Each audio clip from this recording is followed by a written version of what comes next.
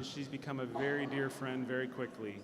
In Sedona, I went to an event down there with Karen Kobnick, and my point in going down there is I wanted to, since I haven't done an event before, I went and worked on her team, so I could see it from the inside out. And I'd never heard of Kelley, and she spoke, and I was blown away. I loved her presence, her energy, her message. It was fantastic. So I approached her afterwards and asked her if she'd like to come, and she said yes, and I was thrilled. And so since then, she's been a wonderful support to me and to this event. She's promoted it for us in her Sedona circles and many other places. Kelley works at the Sanctuary. It's a very special place in Sedona. It's a holistic recovery center, and they treat not only alcohol and drug addiction, but they also treat anxiety, PTSD, and many other things that people are suffering from in these times. And they have a phenomenal success rate, and it's holistic. It doesn't tell people that they're addicts and there's something wrong with them. It tells them that they're already whole and complete, and they just need to realize that. And not only do they tell them that, they give them tools and processes and methods to make that happen. So they're doing amazing, life-changing work. I'm very grateful to have her here, and Kelley Alexander. Thank you. Thank you, Eben.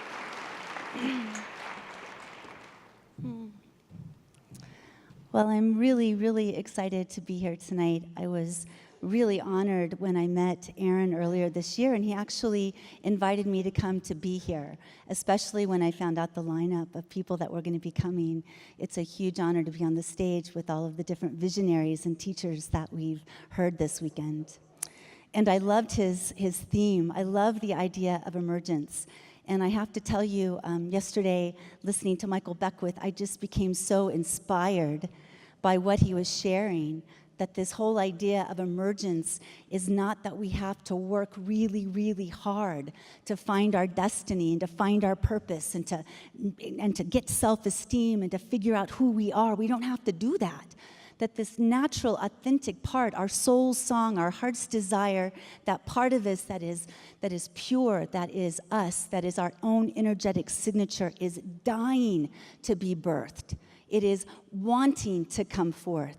It is the natural expression of ourselves. And I loved hearing that, and I know that probably, like many of you, there have been moments in this workshop that I've actually experienced that. I've had some greater awarenesses, I've learned some new things, and there have been moments where I have experienced that for a moment. I know yesterday in Diane's meditation, I felt that expansion and I felt the connection. And that was such a beautiful experience, and that's happened several times. And I know for myself, this happens a lot. I go to a lot of workshops, I go to a lot of conferences, I do a lot of trainings. I'm a meditator, I'm a yoga practitioner, and I have to tell you, I've had moments of deep connection, deep awareness where that flow is coming. And it seems as though it's often hard for me to keep the momentum going.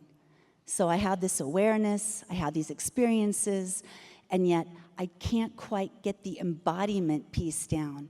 It doesn't seem to last more than maybe my morning meditation, but the minute I get on the road to come to work, or the minute that my love and I get into a fight, or the minute that I'm not feeling so good, all of a sudden those experiences are no longer my embodiment and no longer my reality. And I really think this is a lot of what the awakening process that we're all going through right now is all about, this conscious awakening we're all hearing about. For me personally and the people that I work with, it's not necessarily that we're awakening into the heavenly realms or the angelic peoples or bliss, although that's beautiful when that happens. What we're doing is we're waking up out of everything that we're not. We're waking up out of all of the conditioning. We're waking up out of all of these negative belief systems that we're buying into. And so the work that I do personally and the work that I share at the sanctuary is really helping people understand that when they shed what they are not and what no longer serves them, who they are wants to emerge.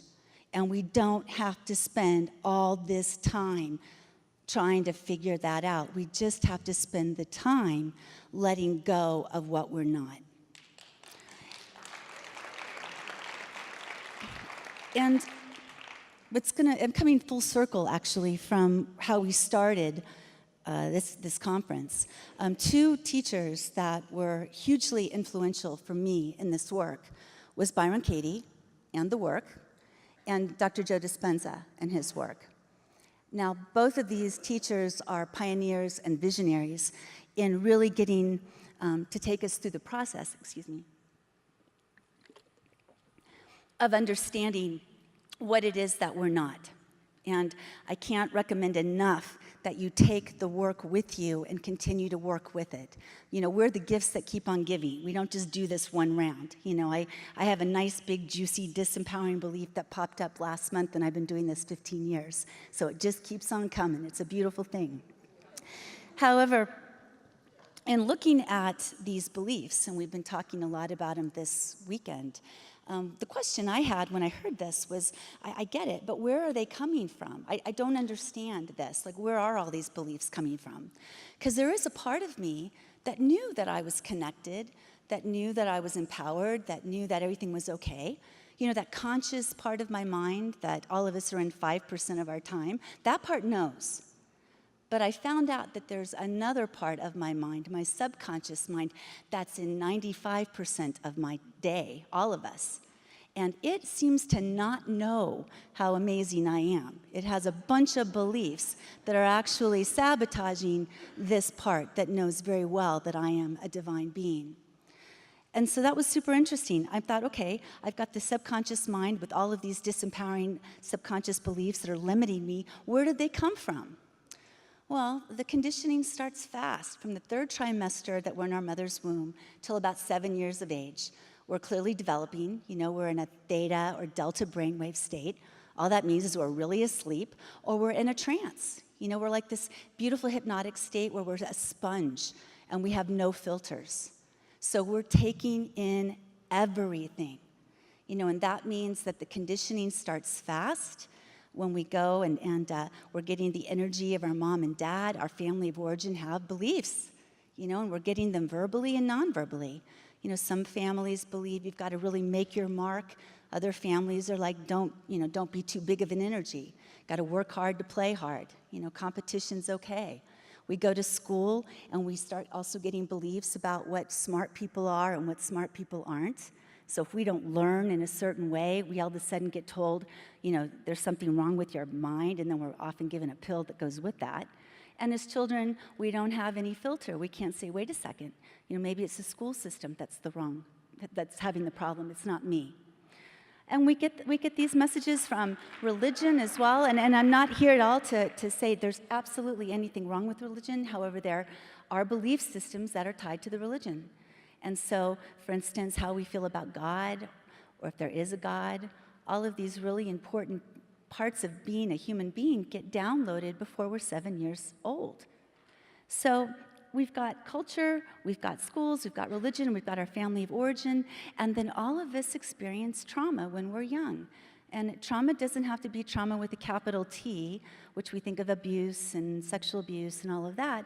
Trauma is basically when any of us get on sensory overload and don't know how to make sense of it. And so we start creating beliefs to make sense of it. So for instance, if there's a lot of fighting going on in a home and we're overwhelmed by it, we're not able to make sense of it. And they're like, wow, mom and dad are really wounded. They haven't worked through their issues. We take it on. There's something wrong with me. There's something wrong with me, and I've caused this. So we create our beliefs with our little baby minds through trauma. We get them through our family. We get them through culture. And they are locked and loaded in our subconscious mind before we are 7 years old. And it's just then that the whole frontal lobe starts coming online. We go into alpha beta. It takes until we're in our 20s till our conscious mind, our intellect, kind of the divine mind is fully developed. But by then, and we're only there 5% of the time, remember? So by then, we've self-actualized, and we have values, and we have our belief systems, and again, we don't realize that there's a battle going on. We don't realize it until our lives start getting a little bit messy. So what happens is this. So let's say that I'm about to get into a love relationship, and the part of me knows this is safe, I'm a good person, this person's a good person, and I'm gonna go for it. But back here, I've got this disempowering, limiting belief from when I was young that, oh yeah, you think they love you? Wait till they get to know you. They're gonna leave you. Don't you dare let your guard down. And so all of a sudden, I'm in conflict, and I'm pushing, and I'm pulling, and I've got this dynamic going on, and my body is feeling it. Because the body, our feelings, listen to our thoughts, listen to our beliefs. And it's not listening to the little 5% conscious mind that's like a little blip. It's listening to the loud speaker back here, the subconscious mind saying, unworthy, not enough, he's going to leave you, don't let your guard down. Not lovable, defective and broken. And the body doesn't argue. The body said, fine. So the body matches the thoughts with the appropriate feelings. So we get flooded with cortisol, we're in fight or flight, we're in limbic brain. We feel bad. When we feel bad, that just reinforces the belief, the world's not safe, I'm not lovable, nothing's okay, which then reinforces the feeling, and it's this vicious cycle. So we've got these negative beliefs, we've got these horrible feelings, and then we have a third little piece to this story, and that's the energy body. You've learned all about it. Most of you here believe in law of attraction or some version of that. To me, all of that means is I cannot see and perceive anything externally that does not match the vibrational state that I'm in. So if all possibility is here for me, all love, all abundance, and yet I am thinking and feeling as a limited, defective, broken person, then it won't matter if the love of my life is sitting right there. I'm going to find the one that's going to let me know and affirm my belief that I'm not worth it and he is going to leave. So I can continue my negative belief systems around betrayal and abandonment. So we've got our thinking, we've got our feeling, the external world starts reflecting this, and now we're telling our friends, I'm not crazy. This is really happening again and again and again, and we are stuck. And it's this point that most of us, in early days this starts, we don't want to feel bad. It's the most normal human thing to be out of suffering. So very quickly, we go look for ways to survive. We get these survival skills. We become very adept at it when we're very young. Survival skills become coping strategies, which becomes our default position, often even becomes our personalities. We identify with them. So what are they? Well, they're not right or wrong, good or bad. In fact, some of them can actually be strong skill sets. But typically, they can look like perfectionism, people-pleasing, codependency, working too hard, just saying screw it, giving up, not being really present. They can move into substances, they can move into addictions, they can move into food, they can move into sex, they can move into just about anything to help distract ourselves from how we're feeling. And like I said, they end up becoming who we identify with. Now, some of us have really good functional coping strategies that the world likes a lot. Who doesn't love a good people pleaser and a good control freak? Everyone loves those for the most part. We love that. Of course, we don't love the heroin addict. We don't love the alcoholic. We don't love the victim and the martyr and those needy people. And yet, I'm just sitting here telling you that they are both covering up the same issues.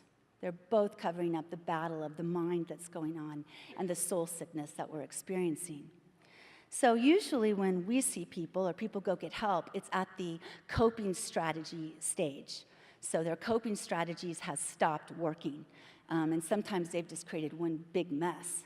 So people go to the doctors then, and they go get the help that they need, and they start getting on the prescription pill cycle. I'm not against prescription drugs, but I can tell you by the time I had my awakening, I was on 10. I started on 2 for depression and anxiety, but they had all these side effects. Then I couldn't sleep, and I couldn't go to the bathroom, and I had all these issues. And so the cycle began. That was my symptom management. Some people just swap addictions. Some people are in therapy for the next 25 years. It becomes a lifetime of just focusing on the symptom and the coping strategy. And again, we're a million miles away from the problem, from the core root, from what's really going on. And so that is where we need to get back to. In order to have this emergence, in order to connect with who we are, in order to have all the joy and love and empowerment, we have to go through this process where we learn what are these subconscious beliefs? What is informing my life that's in my blind spot that I can't see? What are they? And then we can learn to really be kind and loving through this process. We're human beings. We all do this.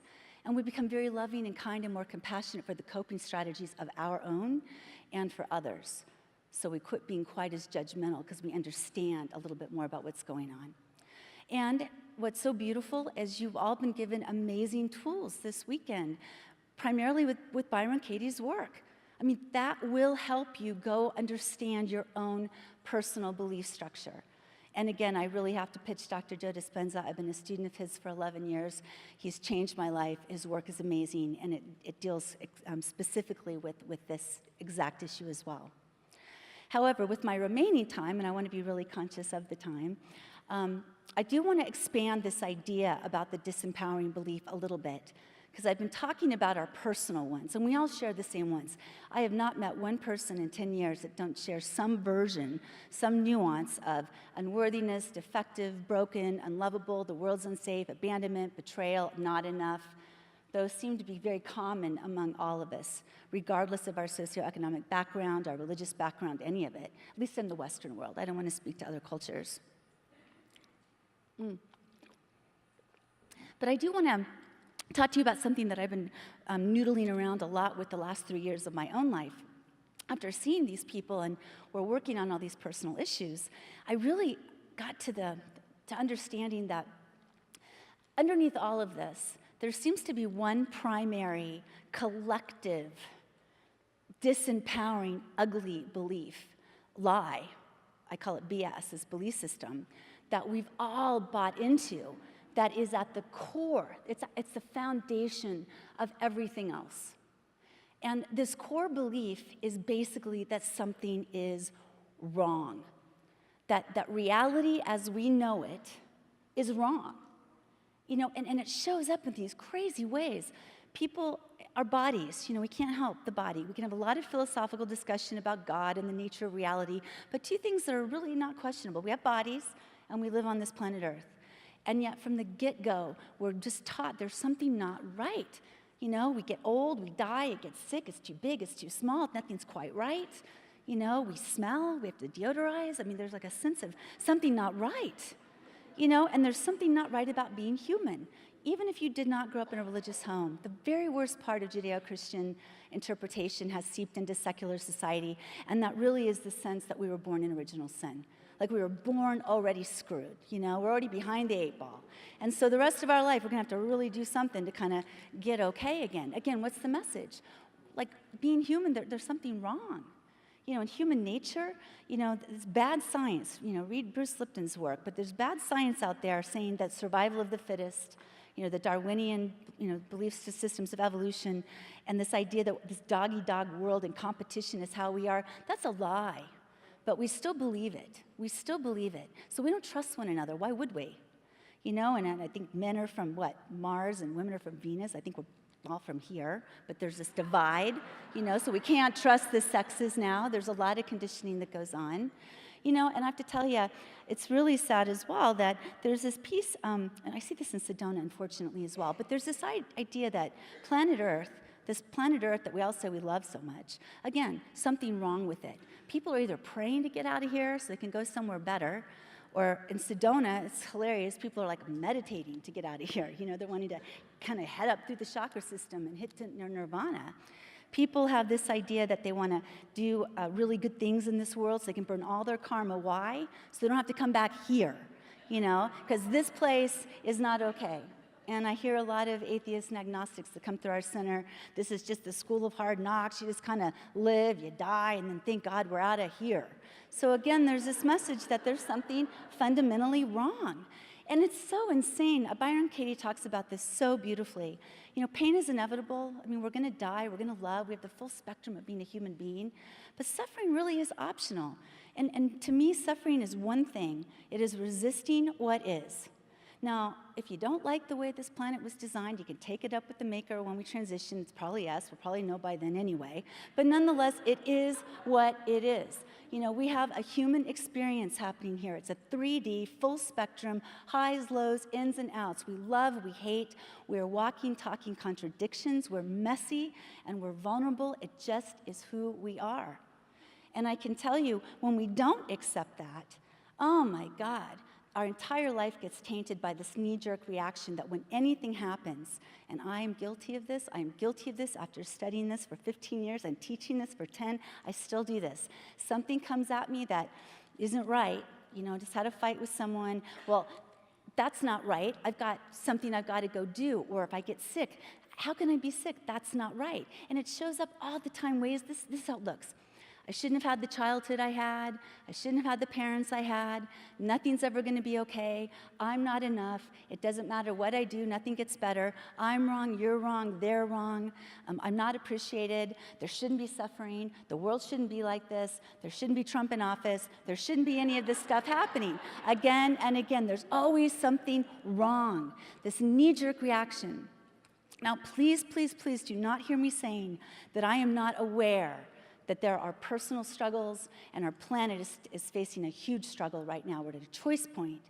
What I am saying is that by the time we are done resisting what is, getting upset, fighting what it is, getting all messed up and wadded up, we are exhausted. We've given all our power away. We're fully depleted. I mean, no wonder people are doing all kinds of addictions. We're exhausted by the end of the day. That cocktail makes a lot more sense at that point. But it also makes us ineffectual and makes us completely powerless to make any changes in our life.